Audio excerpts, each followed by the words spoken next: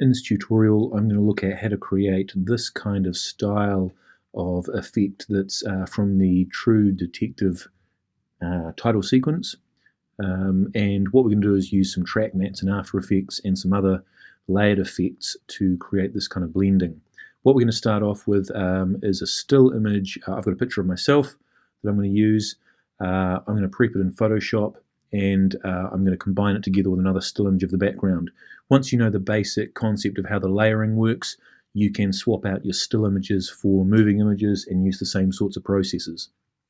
So I'm going to jump straight into Photoshop, and I'm going to prep some images first because we need a certain setup for our images to get these transparencies working. So in Photoshop, here's the picture of me. What I want to do is I want to clean up the background. This was shot against a whiteboard. I want a plain white background. I also want a version of this that has a white background and the rest of this is completely black. So I'm going to just do this in Photoshop to start with.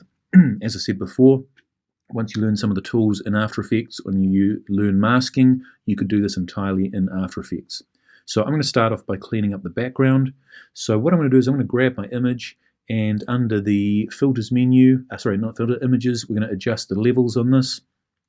And what I want to do is bring the white levels right up so we're blowing out the white. So what I'm doing is actually cropping off some of these mid-white tones that we can see in the histogram, and I do that by grabbing the right hand end of this histogram and dragging it down.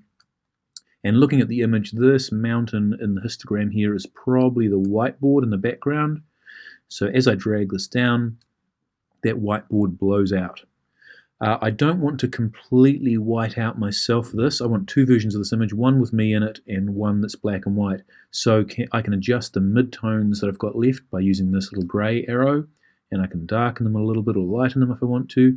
I just want them somewhere in the middle. I'm just giving them a little bit of a tweak. And now I've got me on a plain white background. That looks pretty good. That'll do for me for this. And I'm going to save this image as, in my folder on the desktop, I'm going to save it as Tim B, and this is me colored. I'll say this is a PNG file. Any format will work, but a JPEG introduces compression loss, so I'm going to leave this as a PNG. The other thing I want to do now is make a black and white version of this. So again, I'm going to use the levels tool. So under my image, adjustment, levels, and this time I want to crush all the blacks in here and get all these sort of darker tones to go completely black. So I'm going to wind up the black end of this levels control, and I'm going to pull it right up until we're really getting a solid black for most of the image of me. As you can see, the skin tones are going pretty crazy, red and yellow, but that's looking pretty good there. I've got most of the blacks crushed down, and I'll sort out the rest of this manually. I'm going to hit OK.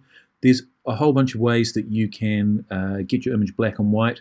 I'm going to use a combination of a lasso tool and just select that and fill it, edit fill with black. I'm going to just zoom in, Command plus.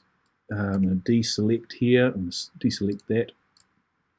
And I can use the quick selection tool and just click in areas that I want to select here.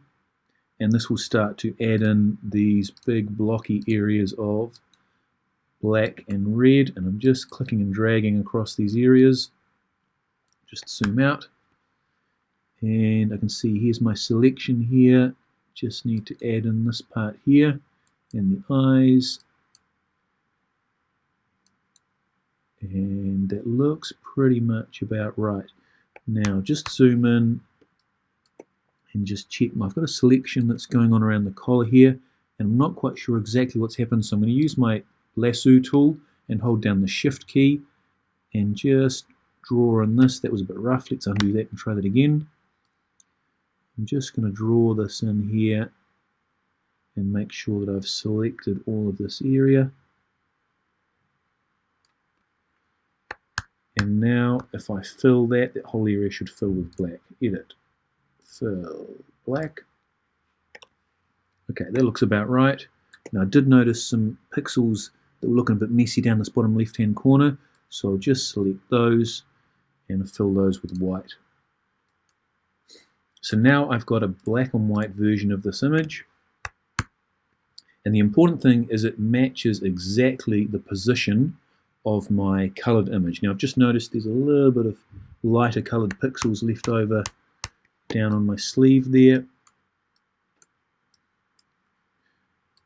And I'll just lasso those and add them in.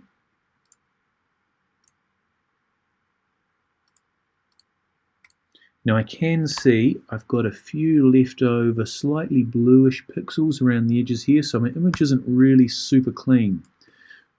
I'm not going to worry about this on this image because this image is really high resolution, and I'm using it in a layered way where this isn't going to be super important. If I need to be really precise, I'd get in with a pen tool and actually draw a mask around all of this to make sure it all works perfectly. But because this is, as I said, going to be a blend of images and layers, it's okay if there's a few slightly rough pixels here and there. So let's save this out as black and white,